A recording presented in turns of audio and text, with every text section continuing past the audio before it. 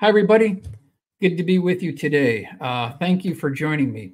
I have prepared another presentation for you today. What we're going to be talking about this evening is we will be touching on the Blue Room at Wright Patterson Air Force Base. We'll be doing a quick update on string field crash retrieval cases, and I've got about 4 historical cases that I've presented before, but I now have some new full color illustrations that I wanted to share with you, so I felt that justified doing another episode here. Why don't we check in to see who's with us here? Gemini Local, always excited to see you live, Michael. Great. Occam's Razor, Michael. Can't wait. Thanks again for your service to the UFO community. Mr. Schratt, also thanks for answering my question about retrievals regarding procedures for getting alive beings. This is from LITD 87. Eddie Soto. Okay, good to see you, Eddie. Flubber Lane, you're always here, Flubber Lane. Thank you. Michael K. I can say at 75, living 10 miles from Wright Patterson Air Force Base and retired Air Force, I've been all over the base hundreds of times, including the underground corridors. There's no Blue Room, and that's a fact. Well, we'll see. We're open here. Pitchforks are coming. Hey, it's Young Thor. Okay, let's see. I think we're pretty good here. Phantoms. Wright Patterson has underground tunnels and underground rooms. Phantoms. Anyone venture a guess as to why an individual would brandish an axe to a flying saucer? Yeah, well, I'm wondering that too.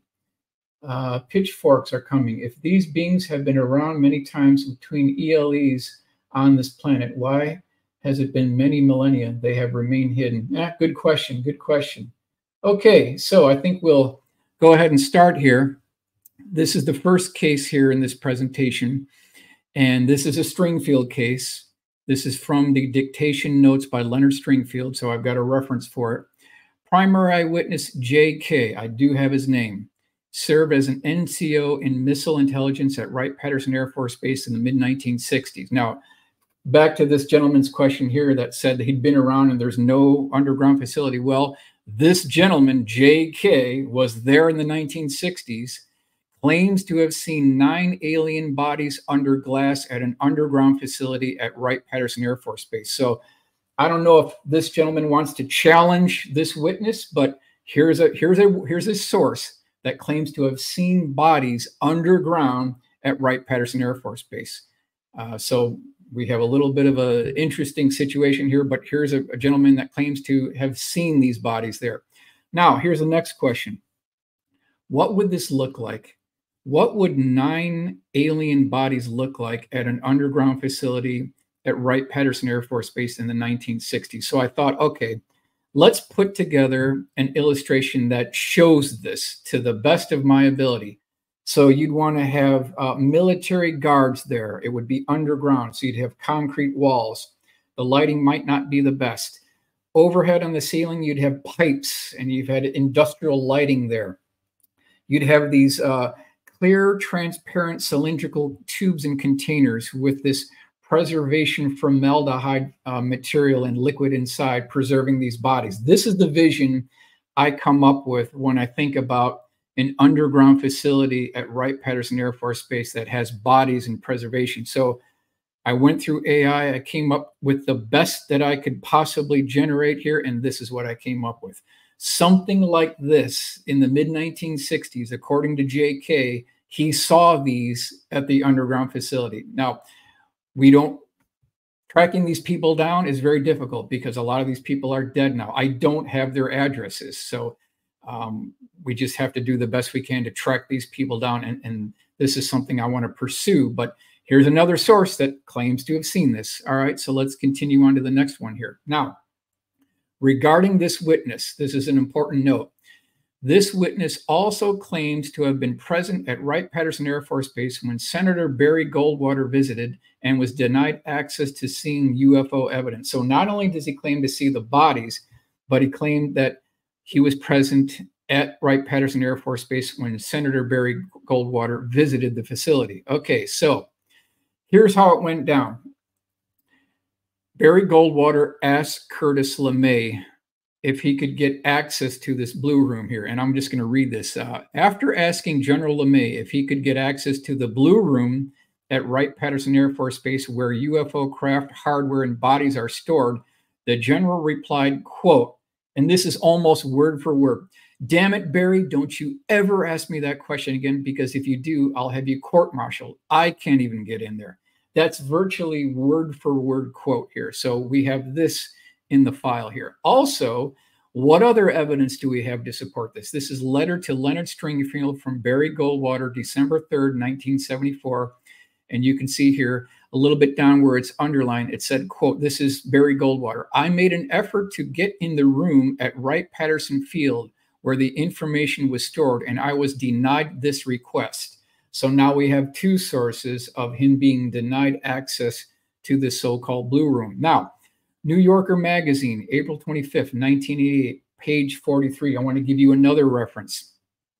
This article discusses his interest in UFOs and his attempt to get inside the blue room at Wright Patterson Air Force Base. So now we have three sources.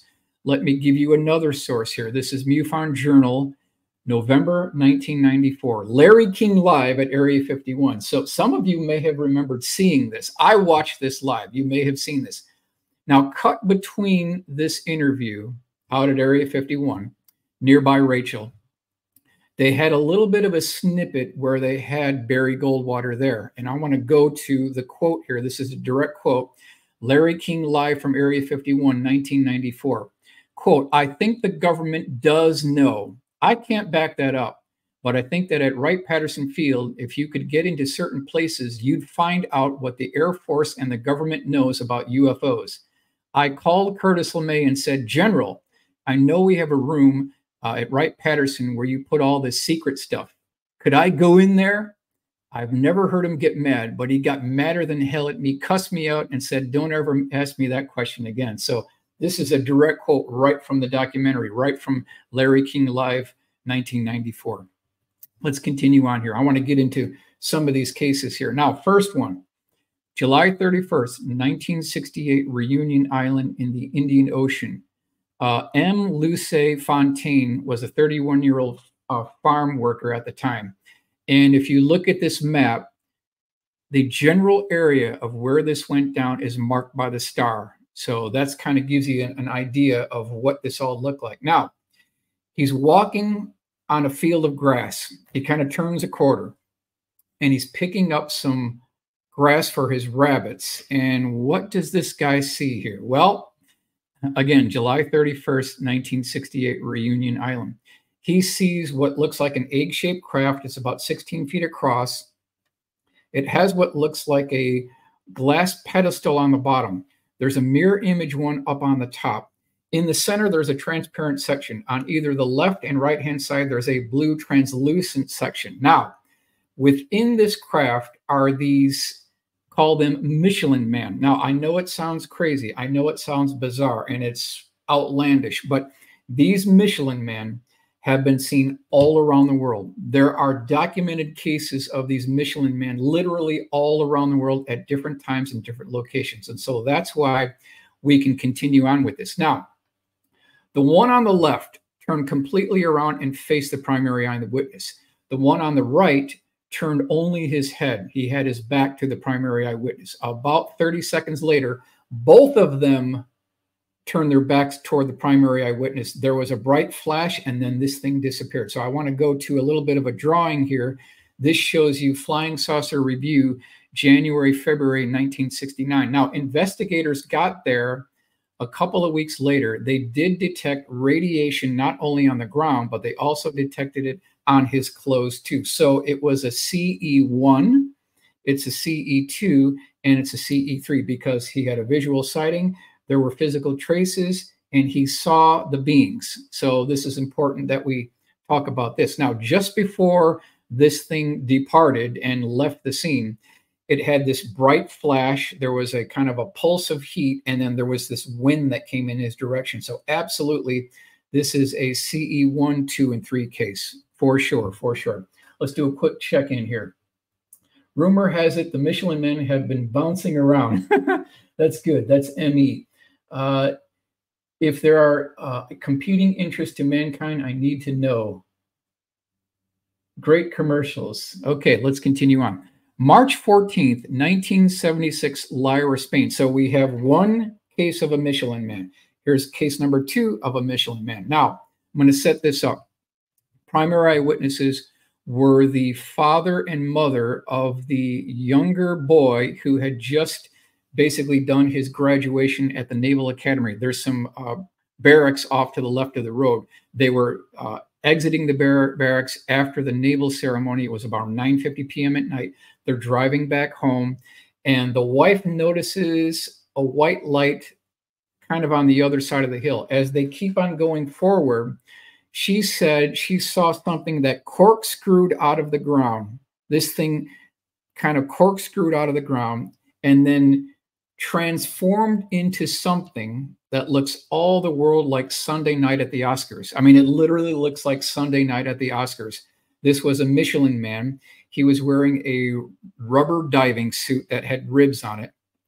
There was literally no face. He had clenched fists that were down on its side. He was not walking. He was hovering above the road.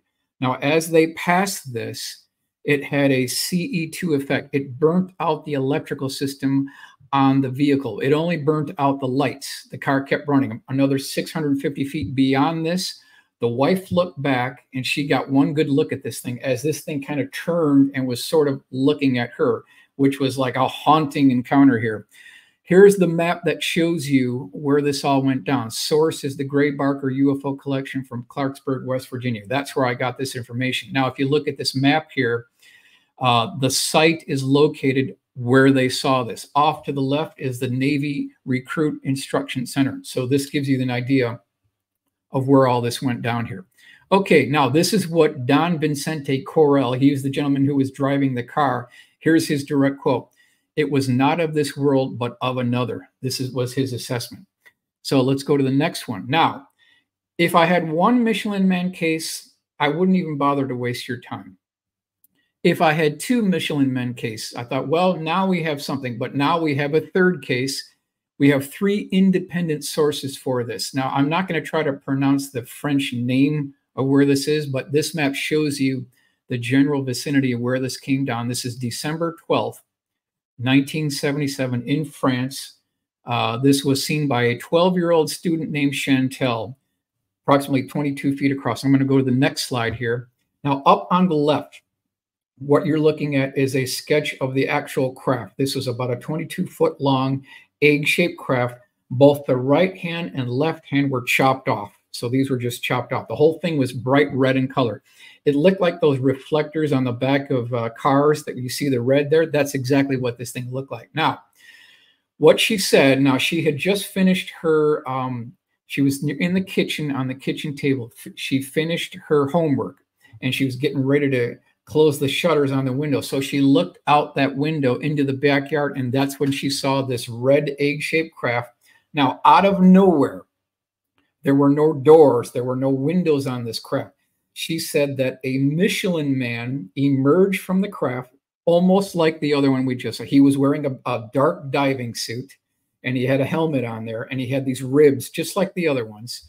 He emerged from the craft, hovered over, just like the one with the Sunday night at the Oscars. He wasn't stepping or walking. He literally hovered over to the left of the craft, was there for about 30 seconds, then moved up to the top of the craft and re-emerged back into this red egg-shaped craft. What you see here in the center are the touchdown points that were seen in the backyard. And so that's what this actually happened here. Now, here's Rudy's drawing that shows you what this looks like. Now, you've got the Chantel looking out the window at this whole thing. This gives you a good idea. So then I thought, let's do a color illustration just to give an idea of what this may have looked like. And this is what I came up with just to talk about this Michelin Man case in France. So this is the 3rd instance of these Michelin Man sightings. All right, next one. Richmond, Virginia. June 1st, 1967, 11:30 a.m. Primary eyewitness is a young boy. He's only 7 years old. His name is John Norton, and this is along Pump Road. So if you look just to the upper left of Richmond, the push pin is where this all went down. Let me get you a little bit closer here. I'm going to blow this up. Intersection of Pump Road and Sunrise Road. So the star marks the location of where this actually happened. So let's zoom in a little bit closer and get a detailed map. Now, this is from the actual sighting that I got from QFOS, and this had been buried in the QFOS files for decades. So someone had to go in here. I had to go through all these files and dig out the manila folders. This case was in here. There's about a 10-page report with this. There's multiple sketches, a couple of different illustrations, and so that's why I thought this was important. So now if you look at Pump Road here and then Sunrise Road, just to the left of Sunrise Road is where all this went down. So you can see Norton Home, and then the object landed is marked by the arrow. That's where all this went down. Now, to set this up, this young boy is playing with a hatchet, and he's just chopping away at these limbs and everything. All of a sudden, from behind him, he hears what sounds like broken tree limbs falling right next to him. He looks up, and he said that he saw a hubcap, and this thing came in edgewise as it was breaking through the tree limbs. It flipped over inverted. Now it has the landing gear legs sticking up toward the sky. Just before it got to the ground, about 3 feet above the ground, this thing flipped up another 180 degrees and sat on the ground about 10 feet from him. That's kind of scene number one. So let's go to the actual report and sketch within the report. This thing was 13 feet across, looked like a hubcap. And I'm just going to go over some of these items here. So again, this was kind of white silver on the top. It had a red section that wrapped around the outer lower circumference of the craft itself. Smaller lights described as the size of auto headlights were not evenly spaced, gave off white fluorescent lights. So those are those mid-band lights that you see here, kind of sprinkled throughout that midway band. Now, if you look at those two bug-eye lights, okay, red light on left, green light on right, 18 inches in diameter. Those are those large blobs in the center of the drawing here. Lever move to left as lights blinked, made a loud popping noise as lights blinked. Gold color moving from left to right. Color shining silver. Length of legs 36 inches. Saw markings on bottom that looked like a door. Markings about 20 inches high. So he's standing 10 feet away from this thing. All of a sudden, that light on the right side, which is green, he felt that there was some type of shock that hit him, and he actually caused him to go to the ground. I'm going to go to the next slide here. And there was this metronome device that was going from right to left. This moved a couple of times. So I've got this picture here that shows you what these items look like to help pianists keep in timing. That's what this thing had up on the top. Here is the rear view of the craft. You see the metronome device. Color solid red. Off to the right, you've got the solid red. Jumbled up headlight size lights inside band. So that thing wrapped around the outer circumference. Color all jumbled up, a mixture of many colors. So let's go to the next slide here. Here is on the bottom, you've got a direct side view, and you can see these lights sticking out here. Door-like object on bottom, red and green lights extended out from object like this. So this gives you an idea of what this thing actually looks like. Now, his mother saw kind of the back end of this whole sighting. She was shocked and horrified. I'm going to go to the next slide here. This shows you Rudy's drawing of what this thing actually looks like.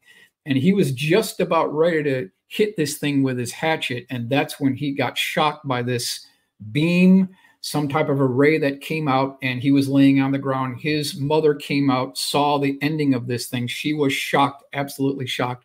So here's my full color rendering of what I could come up with based on the actual sketch within that QFOS report and MUFON report here. So this just kind of gives you an idea of what this thing looks like. Now, is this a man-made craft? Is this an ET craft? Now, a couple of things to consider.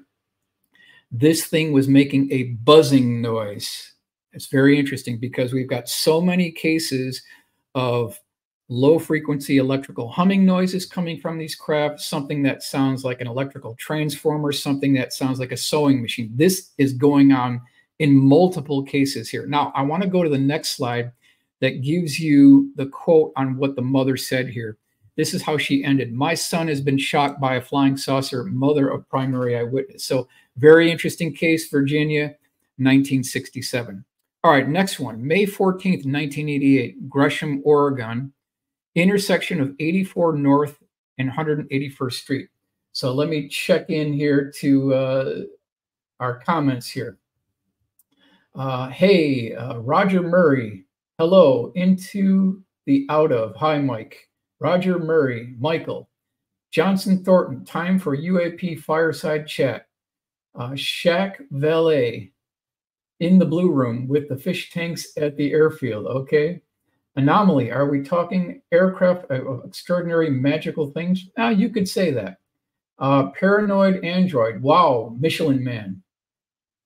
Flubber Lane, trippy looking craft. Okay, let's continue on here. So again, May 14th, 1988, Gresham, Oregon, 84 North and 181st Street. So let me zoom in a little bit closer here. And this is what it looks like today. This is what it looks like today. Now, this sighting happened at night. Primary eyewitness had just finished a dinner engagement with her friend. She was driving up over a hill, kind of over this area, off to the, this is what it looks like today, but back in 88, it was different looking. There were trees on either side, and they saw a dish-shaped craft hovering over the trees. It had 12 illuminated windows that were rotating around the outer circumference of the craft, followed by another 12 that were dark, and they're watching all this, okay? Here is what I had to start with. This is the original illustration by the primary eyewitness. Now, on the top of this dish-shaped craft, there was a conning tower that jutted up. On the top of the conning tower, there was a pole that was sticking up as well. Off to the right of this pole, there were two what looked like basketballs cut in half, and they were red in color. So this is kind of how I started the process here. Not much to go on.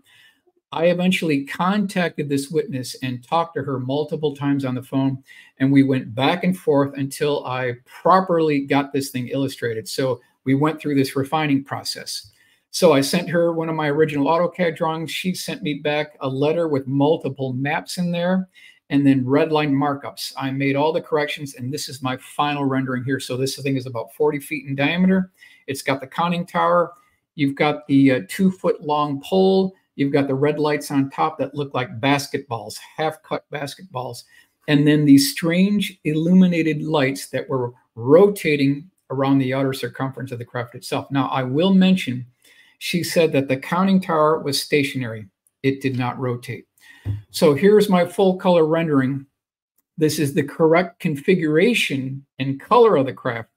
Obviously, I don't have the scene correct, but this is very early on in my drawing process on that. Let's see if we can do a better representation of where all this went down here. And this is Rudy's drawing that shows you a real good idea of what this thing looks like. Now, to kind of wrap this one up, this craft departed the area, and there was a commercial airliner coming in for a landing at the local airport.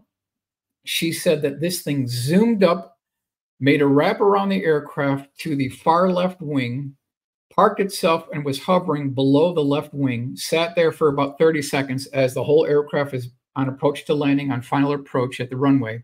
And then she said, as it got bored, her words, this thing kind of departed back to the area and then left. In a nutshell, that's this case. So let's go to the full color rendering. Something like this was seen by this woman. I believe her. I believe her 100%. Not only from what she told me on the phone, but her detailed analysis, her drawing, her illustration, her 6-page report, and her sketches. So I don't think this woman is lying. Here's her letter to me. This is dated February 7th, 2009, letter from Valerie Collins to myself. And in this letter, she talks about what she saw. She included multiple detailed maps, and then she returned my red line markups so that I could get the configuration of the craft correctly here. Let's go on to the next one. March 21st, 1950, Stuttgart, Arkansas, 95 feet in diameter. This is a critical case for a number of reasons. Number one, this was seen by two absolutely verifiable pilots. So we have the pilot and co-pilot that both saw this. Credible witnesses. They're flying a DC-3 here. Again, March 21st, 1950. And I'm going to go kind of over what they saw here. This is 95 feet in diameter off the port captain side window of the DC-3, looking through the window. Sighting took place at 9:29 p.m., 15 miles north of Stuttgart, Arkansas. Object had conventional-looking green and red running lights. Sighting took place at an altitude of 2,000 feet. The craft was flying at tremendous speed, 600 miles an hour, and left no vapor trail. Both pilots could see 10 illuminated circular ports on the bottom of the craft. And I'm going to talk about the quotes here. Quote, "We firmly believe that the flying saucer we saw over Arkansas Monday night was a secret experimental type aircraft, not a visitor from outer space." Captain Jack Adams and First Officer G.W. Anderson. Quote, "I believe it was some type of experimental type aircraft that has been kept a secret by the Air Force. It was definitely some kind of aircraft in controlled flight moving at tremendous speed." Captain Jack Adams. Okay, so here's Rudy's drawing that shows you what it would have looked like. So obviously someone made a breakthrough in the very early 1950s. And as we go through this research effort, we keep on pushing back this technology in time. And it's dating earlier and earlier. Here we've got 1950. So if this thing was seen in 1950, they would have fielded this thing and perfected the technology prior to. So now we're in 47, 48, 49 time frame. Someone's building these things here. So here's my full color rendering that kind of gives you an idea of what this things look like. Back in 1950, these things were being seen by commercial airline pilots here. Saucer experimental aircraft, not spaceship, air pilots say. This is Asheville Citizen, March 22nd, 1950. And I'm just going to go over this one more time here. I'm just going to read the top one. "I believe it was some kind of experimental type aircraft that has been kept a secret by the Air Force. It was definitely some kind of aircraft in controlled flight moving at incredible speed." So let's do a quick check-in here with everybody here. Let's see here. Flubber Lane, we already saw him. Thanks. Thank you very much. And let's continue on here. Okay. So, Eau Claire, Wisconsin, February 2nd, 1978, 5:30 a.m. Very interesting case. I don't think this has ever been highlighted anywhere. It was buried in the QFOS archives, and I'm happy to report it here. So, if you look at this map, Eau Claire, Wisconsin, let me get you a little bit closer here. And this is the report, original front page QFOS report on sighting. So just to let you know that this is something that's been talked about. It's been verified. Here's the sighting report. If you want to go to David Marler collection in New Mexico, you can get a copy of this report. Here's the blow up here. Highway 53 and Birch Street underpass near Eau Claire River Bridge. So our primary eyewitness had just gone under the underpass on Highway 53 on Birch Street that you see off to the left. And she's heading toward the bridge here. The star marks where all this went down. So let me go take you to the next slide here. And this is the view looking in the direction of where she saw this craft. Precise sighting location. I believe we're about plus or minus 100 feet where all this went down here. Here's her original sketch. It's rough, but let me break this down. Craft measured 12 feet wide, 9 feet high. Object was less than 300 feet from the witness and no more than 50 feet above the ground. Seen drifting between Highway 53 and the Armour meat plant. Craft was golden color with a clear, transparent bubble dome-shaped window. Object featured approximately 3 humanoid-looking figures wearing dark-colored hoodies with face coverings. Absolutely bizarre case. Absolutely bizarre case. Let me go to the next one. This is a little bit more refined here. So you've got this cylindrical shaped craft like a beach ball.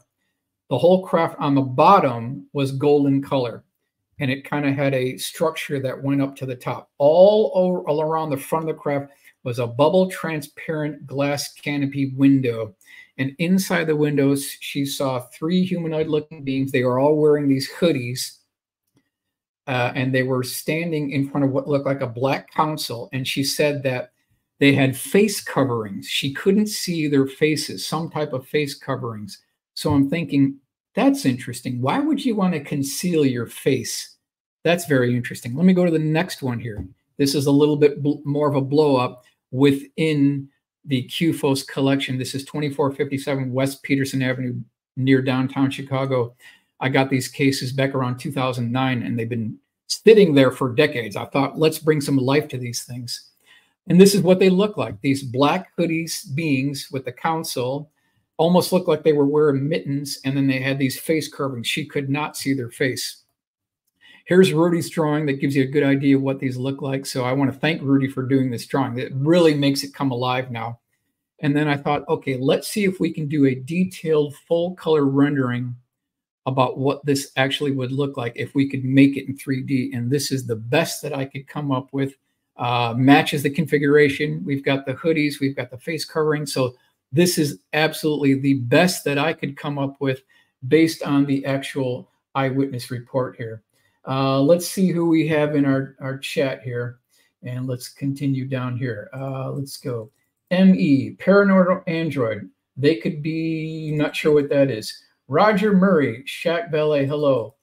ECI Barrett, if there are competing interests to mankind, I need to know. Okay, let's go. Mystic Q. Humans, how many genders do your species have? Yes.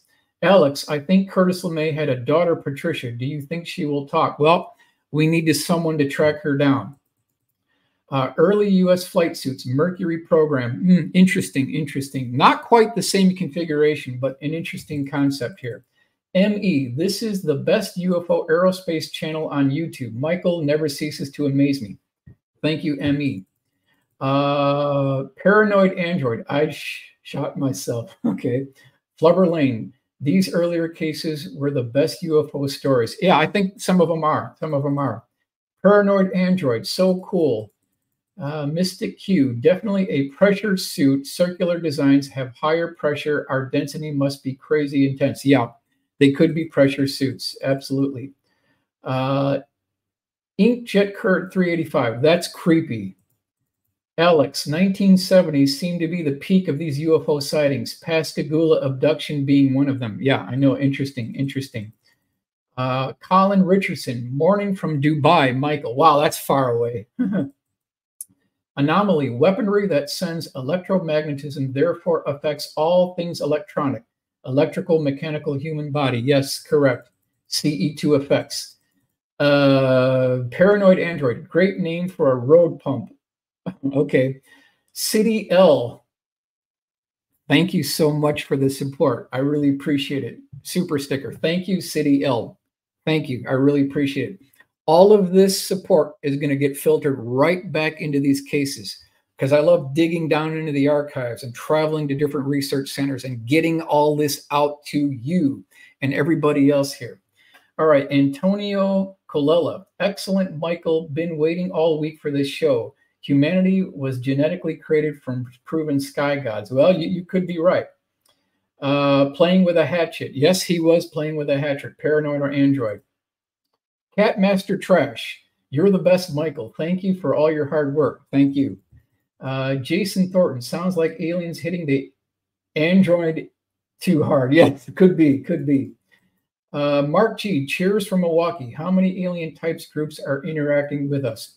Difficult to get an exact number, but we've got certainly multiple different configurations. Multiple different ETs have been reported, including the Michelin Man. So multiple is absolutely the answer. E.L. Sid Barrett, similar to ARV, I examined for SMU, INSCOM in 1972. Interesting, interesting. Flubber Lane, brave kid. Yeah, it is a brave kid. Anomaly, music, dance, bit, half bit. Make no sense on drone. It was made to study psychology of person encountering the object. Could be, could be. Let's continue on here. Boo Morningside, since taking part in AI creations, I still keep trying to make new UFO reports. All right, we'll do a couple more here. Let's see here. Intergalactic Angler, hello everyone. Great. Okay, so again, thanks for being with me on this one here. We will continue with these presentations. Please like, share, and subscribe. And I want to thank everyone for being with me today. Have a good day.